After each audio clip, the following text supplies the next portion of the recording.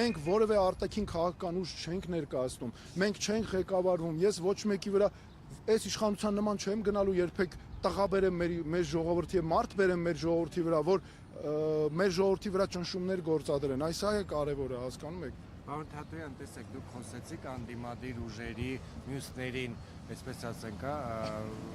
քննադատելու վատ պրակտիկայի մասին, ինչը ըստ էության ամրացնում է իշխանության դիրքերը, ձեր կարծիքով գլխավոր նպատակը որն է, ընդդիմադիրներն ուզում են չեզոքացնել ընդդիմությանը, թե այնուամենայնիվ բոլորի նպատակն է, որպեսզի Նիկոլ Փաշինյանի վերարտադրությունը կանխվի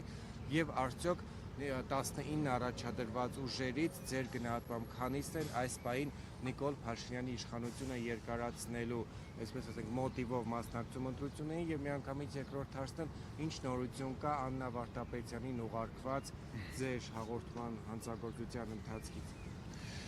Նախ ես ասեմ ձեզ, եթե իրական ընդդիմությունը, որը հայտարարում է, որ իրական ընդդիմություն է եւ գործում է, չէ, ինձ համար անհասկանալի է ոնց է այդ ընդդիմությունը հետո հայտարարություններ անում ընդդիմադիր մյուս ուժերի հետ կապված այս նախընտրական քարոզարշավի ժամանակահատվածում։ Ինձ համար կարևորը հետեւյալն է, մենք որքան իրական ընդդիմադիր ուժ ունենք, ինչքան շատ անցնեն խորհրդարան, ինչքան հաջողություններ մենք ունենանք այդտեղ, ինձ համար լավ է, իմ օգուտն է եւ իմ երկրի համար է, որովհետեւ մենք պետք է հասկանանք, որ մեր երկրում բոլորով միասին լուծում ունենք խնդիրը լուծել։ Հետո մի բան գիտեք, sense մի բան, այդ անտի Նիկոլ դիրքավորվելը, ես էլ եմ հակա Նիկոլ, հակա Նիկոլ որն է, այս իշխանության քաղաքականության, հիմա կարող անունը Նիկոլ չլներ, անունը Պոլոս Մուկու չլներ, չգիտեմ։ Այդ մարդու հետ, այդ մարդու քաղաքականությունը, պահվածքը, բարքերը եւ այլն հակահայկական են, դրանք ադրբեջանական են եւ հետեւաբար դրանք մեր պետությանը նման ուժ պետք է նրանց շուտ ազատվենք։ Հիմա այդ խնդիրը լուծելու համար ես էլ եմ դրանց դեմ տրամադրված, բայց ես նաեւ առաջարկում եմ այլընտրանք, ես լուծում եմ առաջարկում, ես առաջարկում եմ նաեւ, որ մենք մտածենք վաղնել օր կա, չէ, վաղնել ենք ընտրություններից հետո էլ է գնալու եւ հատուկ ուզում եմ ասել, ես այսքան ժամանակ համեստություն եմ արել, բայց հիմա հատուկ ուզում եմ ասել, բոլոր տեխնացուների մեջ բոլորին վերցրեք, ոչ մեկ չունի այն փորձը ու այն աշխատանքային փորձը, այն անցած ճանապարհը, որ ես ունեմ։ Ես աշխատել եմ պետական մարմիններում, ամենաբարձր, աշխատել եմ հասարակական կազմակերպություններում, միջազգային կառույցներում, Հայաստանից դուրս գրեթե բոլոր մայրցամաքներում ես աշխատել եմ։ Ես պատկերացնում եմ ինչպես են պետությունները ձախողում ու ոտքի ինչպես պետք է կանգնացնել ու այո չկա որևէ ծրագիր հələ մի հատ տեսեք ես բոլոր տեխնացուների մեջ հետեւալ առանց անձնական վիրավորանքների կոնկրետ փաստով ասում եմ մի հատ ցույց տվեք հələ ով է պետական գործ եղել ու ծրագիրը առանց ձախողելու ծրագրեր իրականացրել կամ պետական գործի հետ նրանպես կապ չեն ունեցել կամ աշխատել եմ պետական պաշտոնյա, ամբողջությամբ ձախողել են ամեն ինչ։ Ես մատս ինչին դրել եմ, միշտ այդպես է եղել, ինչին մատս կպել եմ, ամեն ինչը հաջողել եմ։ Թող մեկը գնա խոշորացույցով, գտնի մի հատ դեպք, որ ես արել եմ, ստանձնել եմ պատասխանատվություն ու ձախողել եմ։ Դրա համար հիմա ես մեր քաղաքացիներին խնդրում եմ, ասում եմ ժողովուրդ ջան, մենք առաջարկում ենք այլընտրանք։ Ես ուրիշ մարդ եմ, ես ուրիշ պատմության մասին եմ։ Ես այն պատմության մասին եմ, որ մեր ժողովուրդը պետք է առաջ գնա, զարգանա, այս նախկին ներկաներից, այս արտաքին ուժերի ազդեցության բնագավառներից, բևեռներից, այսի միջերից դուրս գանք, առաջ գնանք եւ միասնական լինենք։ Ինձ ոչ մի այլ բան չի հետաքրքրում, քան իմ քաղաքացու ապահովությունը, վստահությունը, երիտասարդի համար ապահով ապագա ունենալը։ Դրա համար եմ ասում, որ ընտրություն կա, այլ ընտրանքը կա, իրական ծրագրերը կան։ Սա հատուկ էս մասով։ Մյուսը այդ մեր ձայնագրությունների հետ կապված։ Այդ ձայնագրություններով չկա ոչ մի առանջընթաց։ Ես հատուկ հանցագործության մասին հաղորդման մեջ նշել էի պետքա հարցաքննվեն կամ ձերբակալվեն Նիկոլ Փաշինյան, Սուրեն Պապիկյան, Լիլիթ Մակունց, Արայիկ Հարությունյան ու այս վերջինն էլ այն հայտնի Մոխրոտիկի հեքիաթի նման գիշերը 12-ից հետո հույս ունեմ նրանք կկանչեն հարցաքննության, որտեղ նրա հետ շատ հետաքրքիր թարս բաներ կարող են կատարվել։ Արայիկ Հարությունյանի ոչ մի այսքան ժամանակ մի հատ հարցաքննության կանչել են հարց, մի հատ ձերբակալման որոշում այդ մարդկանց վերաբերյալ կա, այստեղ էլ այլընտրանքը գիտեք որն է, որ այն ուսուցիչներն ու դասախոսները, որոնց ճնշում են, չէ, ես հատուկ նշել եմ հանգարտ չփորձեք ճնշել ուսանողների, այ որոնց ճնշում են իրանք կազմակերպում են, սարքում են ամեն ինչ, ճնշում են այդ զոհերին, ովքեր ճնշման զոհեր են, գնում նրանց էլ փորձում են ճնշել։ Ես դրա համար այսպեսի մի կարևոր բան կա։ Ուզում եմ մեր ուսուցիչներին, բժիշկներին, պետական համակարգի աշխատողներին, բոլորին ասել, ժողովուրդ ջան, ձեր ցավը տանեմ, դուք չեք մենք չենք ամաչում այսպես վարչապետ ունենք։ Այ ժողովուրդ ջան, բա մեզ պատիվ բերում է։ Ես միշտ որ մարդկանց եմ հանդիպում, ովքեր այս իշխանությանն են փորձում, ասում եմ ժողովուրդ ջան, դուք չեք ուզում օրինակ ես լինեմ ձեր վարչապետը։ Վայ, ասում են, շատերն են ասում։ Ինչի, որովհետև ես պատկերացնում եմ այդ հարցերի լուծումը եւ մեր պետական համակարգին ես երաշխավորված ասում եմ, նրանք լինելու են պաշտպանված։ Մեր պետական համակարգը ինչի է անկայուն։ Ամեն մի քաղաքական գործիչ գալիս է Իրանը ջրելով, իր մարդկանց հեռացնելով, չգիտեմ, զբաղվում է, ինչի, որովհետև ամեն մեկ իր քաղաքական շահի մասին է մտածում։ Ես պաշտպանելու եմ պետական համակարգը նաև, պաշտպանելու եմ բոլորի նրանց ընտանիքները։ Ես գիտեմ, նրանց մեծ մասը համաձայն չի այն քաղաքականության հետ, որ այս իշխանությունը տանում է, բայց գիտեմ նաև ինչու են հրապարակային չեն ասում, բայց խնդրում եմ գնան ու ընտրեն, փոխենք, մի հատ տեսնենք ում ենք ուզում մեր ղեկավարներ, ում հետ մենք ապահով կզգանք, ում հետ մենք ճիշտ քայլեր կանենք, այս է կարևորը։ Անդրադառնալով Ռուսաստանը կարծես ըստ էության վերջնագիր է ներկայացնում, որ Հայաստանը պետք է արագ կողմնորոշվի ԵՄ-ի եւ ԵԱՏՄ-ի միջեւ, ինչ է կարծում, հնարավոր է հենց Ռուսաստանը ինքը քայլեր ձեռնարկի Հայաստանին հեռացնել։ Տեսեք, այս իշխանության ժամանակ կամ այս քաղաքականության պայմաններում հնարավոր է, ես այս իշխանությունը այնպեսի անկանխատեսել, իրենք չունեն ռազմավարություն։ Տեսեք, ԵՄ Հայաստան գագաթնաժողով եղավ, մեր ազգային ոչ մի հարց այդտեղ չներքաշվեց։ Ինչ մնաց դրանից։ Սիրուն պատկերներ, նկարներ, վերջ։ Մեր սահմաններից դուրս գալուց սկսած, գերիների հարցերից, ադրբեջանական զորքերի ներխուժումից ոչ մի բան չկա։ Հիմա ԵԱՏՄ թե ԵՄ նորից հարցերը նայում են աշխարհաքաղաքական կենտրոնների այս կոնտեքստում։ Ես լինեմ օրինակ երկրի ղեկավար, ես այդպես չեմ նայելու։ Ես նայելու եմ իմ երկրի համար այդ պահին ինչ շահ է պետք։ Ինձ պետք է աստիճանական նվազեցում Ռուսաստանից, պետք է, ինչ պետք է անեմ այդ ուղղությամբ, պետք է գնամ ԵԱՏՄ-ի հետ հարաբերությունները պահելով, ազնվությունը պահելով, չխաբելով,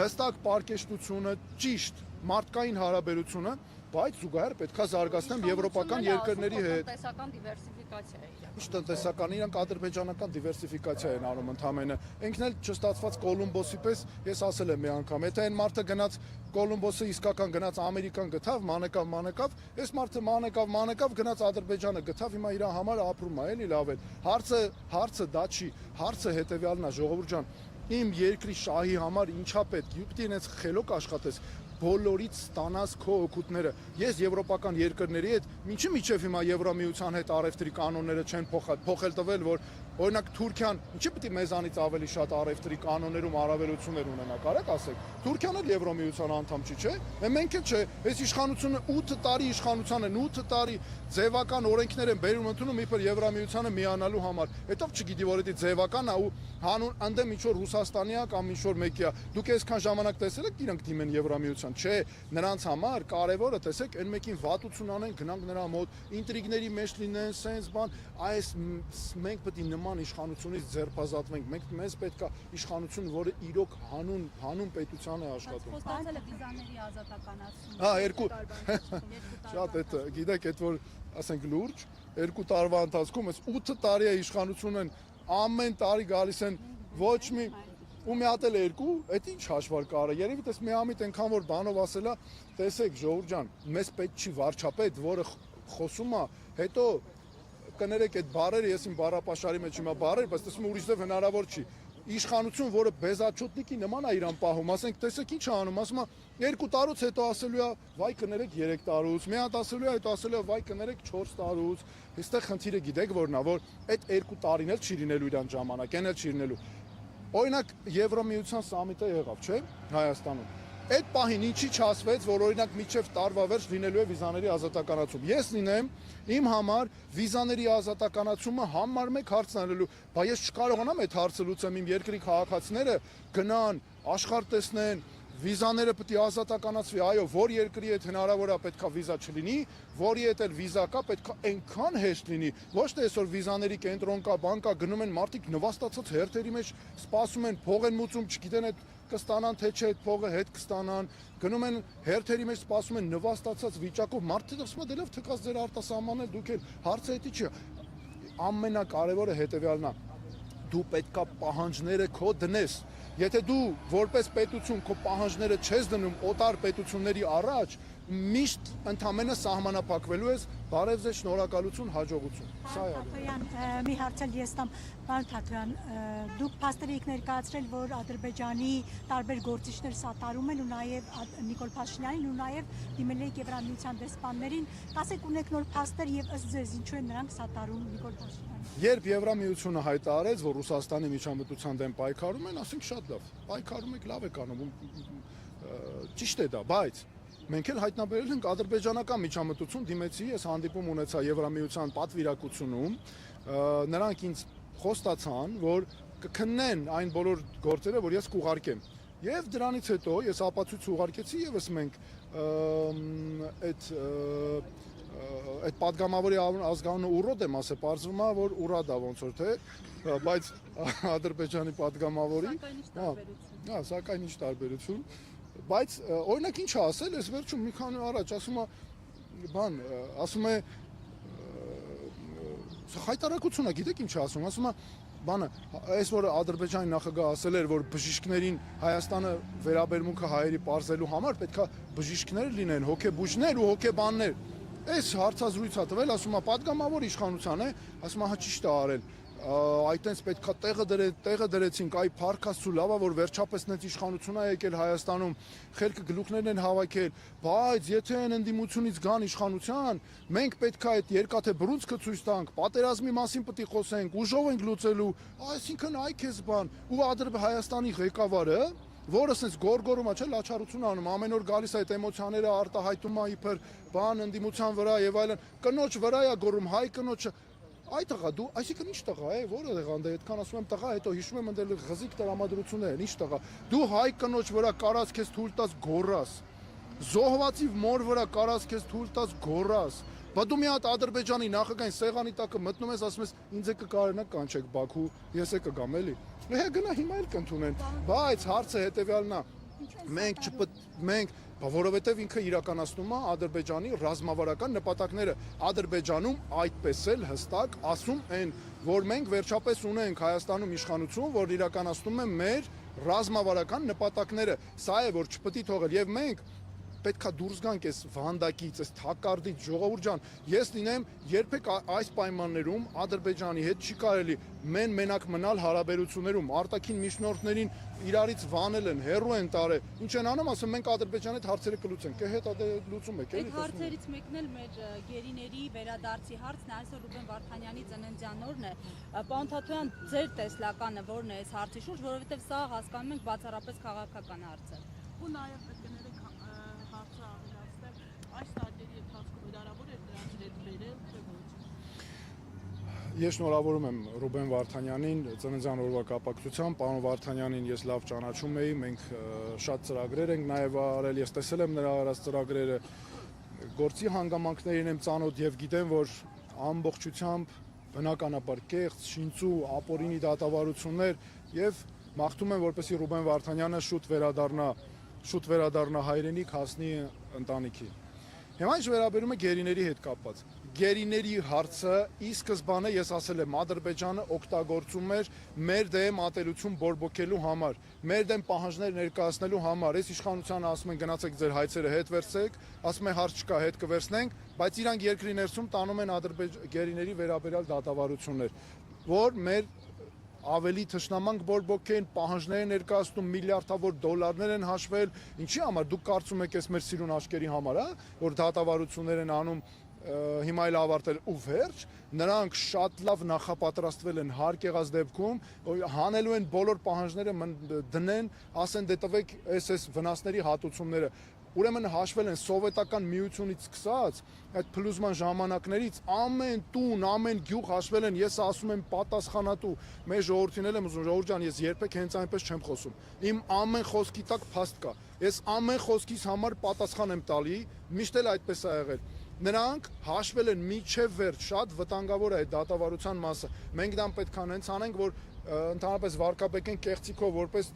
որևէ կերպ հիմք չընդունվի։ Բայց այս իշխանությունները այնպես են արել, որ փակուղի է մտել այդ հարցը։ Մենակ Ադրբեջանի բարի կամքից է ստացվում հիմա այդ հարցի լուծումը։ Պարոն Թաթոյան, Ռուսաստանից հնչվող մեկնաբանությունները, հայտարարությունները ինչքանով են մտահոգիչ, որովհետև մինչև անգամ հիշեցնում են այն մասին, որ Հայաստանը անկախություն է ձեռնբերել այն տարիներին, երբ գտնվում էր Ռուսաստանի կազմի տակ, ինչ հետաքրքրություն ունի Ռուսաստանը Հայաստանում անցկացվելիք այս ընտրություններով եւ եւս մեկ հարցը հետընտրական process-ների հետ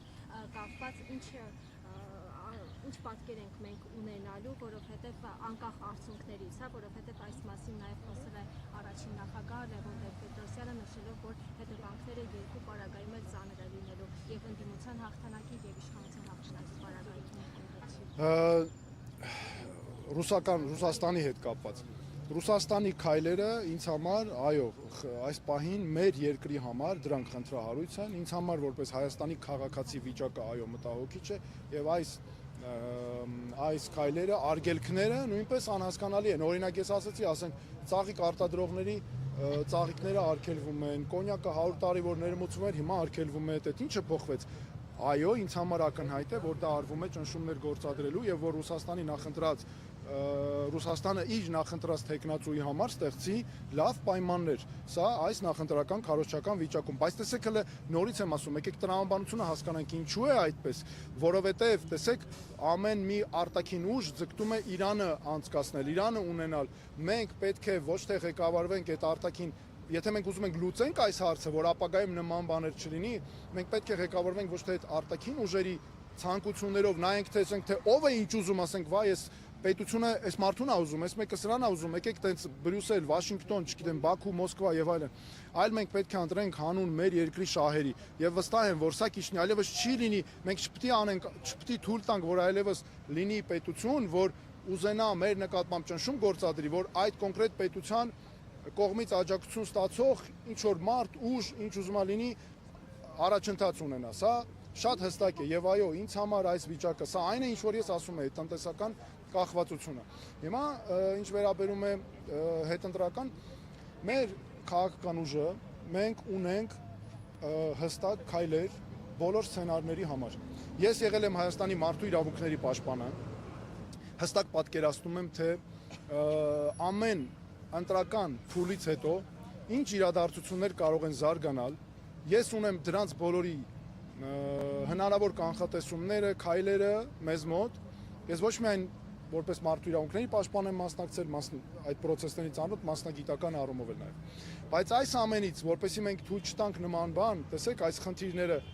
որպես նաև ամփոփում ես նախորդ խոսքի, ուզում եմ ասել մեր քաղաքացիներին, ես եղել եմ Հայաստանի մարդու իրավունքների պաշտպանը։ Մինչև վերջ պաշտպանել եմ մեր քաղաքացիներին ամեն քայլափոխին, ամեն մեկի ինչքան հնարավորություն եղել է ամեն ինչ արել եմ։ Ես հիմա հանձնառում եմ լինել Հայաստանի իրավունքների պաշտպանը եւ որպես Հայաստանի իրավունքների պաշտպան ուզում եմ ասել, որ Ալիևին պատասխան տվող էլ է լինելու ու կա։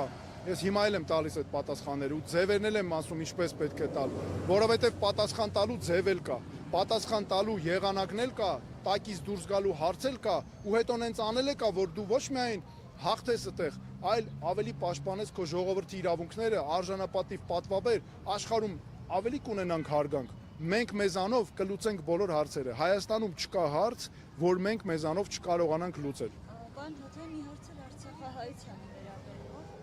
քանի որ Փաշինյանը եւ ընդհանրապես իշխանությունը խոսում են մասին, որ արցախցիները պետք է մոռանան վերադառնալ Արցախ, արցախյան հարցը փակված են համարում։ Ուզենք ձեր տեսակետը լսել, ինչպես եք դուք այդ հարցը պատկերացնում, ինչպես պետք է լինի։ Մի կարևոր բան։ Ես ինչ որ խոսում եմ, իմ համոզմունքն է։ Ես ոչ մի իմ խոսք հիմա, ոչ մի քայլ, ոչ մի ծրագիր չեմ արել, հաշվի առնելով իմ տակտիկական քայլերը, ձայն կբերեմ, ձայն չեմ բերի, վախենամ, ամեն ինչի իմ համոզմունքն է։ Ես ինչ գիտեմ, ոնց գիտեմ, որ պետքա պետություն կառավարվի մեր թիմով, մեր պրոֆեսիոնալ թիմով, այդպես էլ անում եմ ու այդպես էլ գնալու է առաջ, որտեվ ամեն ինչը իրականացնելու ենք։ Հիմա Արցախի հետ կապված։ Արցախը սենյակի դուր չի։ Գիտեք, որ ինքը Արցախի հարցը փակի, բացի, տենց իր նախընտրություններով Արցախը իմ հայրենիքն է, Արցախը իմ ինքնության անբաժան մասն է։ Արցախցիները իմ եղբայրներն ու քույրերն են, ոչ թե ես արցախցիներին լինեմ երկրի ղեկավար, ոչ թե վերաբերվելու եմ, որ այ գործիքներ, օրինակ, որ մոռացության տաս, փակես, չբողոքեն եւ այլն, այլ մենք իրական արժանապատիվ պետքա բոլորս միասին մեկ հասարակություն ապրենք։ Արցախցիների իրավունքները Հայաստանում երկու մասի են բաժանվում։ Առհասարակ իրավունքները ես երկու մասի եմ բաժանում։ Մեկ, իրավունքներ, որոնք Հայաստանում են, Հայաստանում գտնվող արցախցիների իրավունքներ, կայուն, ոչ թե տենց թրիվրի մի ծրագիր այնքան որ չբողոքեն, կայուն սոցիալական ճիշտ ծրագրեր, բնակարանային ծրագրեր, արցախցիներին պետք է պարտադիր վերապրոֆիլավորել, դասընթացներով կլինի, ոնց կլինի, բազմաթիվ մասնագետներ դուրս են գալիս, դուրս են մնում մեր հասարակությունից։ Իմ այդ հանդիպումների շատ են գալիս, ես եմ շատ տեսնում, մարդ եկել է աշխարհագրության ուսուցիչ, կիրթ, գրագետ, աշխարհագրություն են առարկանա, որ քո երկրի ամենաանվտանգության կարևոր մասերն է, լանդշաֆտները, ռելիեֆները, պետքա դնես ուսումնասիրես, ինչ բարձունքներ կան, աշխարհագրական ինչ կետեր կան, բայց այդ մարդը գնացել է տաքսի ա վարում։ Տաքսի վարելը կարևոր գործ է, տաքսիի վարորդները արժանապատիվ մարդիկ են, բայց եթե դու ունես հնարավորություն այդ աշխարհագրության ուսուցչին բերես քո դպրոցներում երեխեքին կրթի դաստիարակի, պետական մարմիններում աշխատի, ինչի՞ չես անում, ինչի, որտեվ վախում ես, որ կբողոքի ես քանի, որտեվ իշխանությանդ համար խնդրեմ կառաջացնի։ Ես լինեմ, մեր բոլոր արցախցիներին կվերապատրաստենք շատ արագ, կվերապրոֆիլավորենք, բոլոր ուսանողներին հստակ ցույց կտանք, թե ինչ պայմաններ են լինելու երիտասարդ մասնագետների, որ արագ ներգրավենք հասարակություն։ Մյուսը լինելու է Արցախի հարցերով հատուկ գերատեսչություն, բռնի տեղահանվածների հարցերով արցախցիների։ Վերացվելու է առաջին քայլը միանգամից կառավարության այն որոշումները, որոնցով արցախցիները չեղան Հայաստանի քաղաքացիներ, դա նույնպես։ Եվ արցախցիների վերադարձի իրավունքը։ Սա պետք է այս հարցը մենք տանելու ենք առաջ, ապահով, արժանապատիվ, կամավոր վերադարձ։ Սա ես այնպես հենց ես սա չեմ հնարում։ Սրանք միջազգային դատական ատյաններից են վերցված այս ակտերը 2023 թվականի նոյեմբերի 17-ին Արդարադատության միջազգային դատարանն է որոշում կայացրել 2023 թվականի հոկտեմբերին ՄԱԿ-ի մարդու իրավունքների խորհուրդը, որի թվում 3 մշտական անդամ պետություն Ամերիկա, Ֆրանսիա եւ Մեծ Բրիտանիա, ուրիշ ԱԳՆ-ներ, այսինքն սրանք մեր միջազգային կարևոր հնարավորություններն են, իսկ այս իշխանությունը ինչ է անում, մի բան էլ, այս պահին իրատեսական է վերադարձը, ոչ, բայց մենք պետք է աշխատենք այդ ուղղությամբ եւ չթողենք, որ մոռացության մատնվեն ադրբեջանական հանցագործությունները, այո, հատուցումների իրավունքից սկսած բոլոր հարցերը եւ դա մեզ հաջողվելու է։ Հիմա կարգավիճակը, վերադարձի իրավունքը ենթադրում է անվտանգություն, առաջին հերթին կամավորություն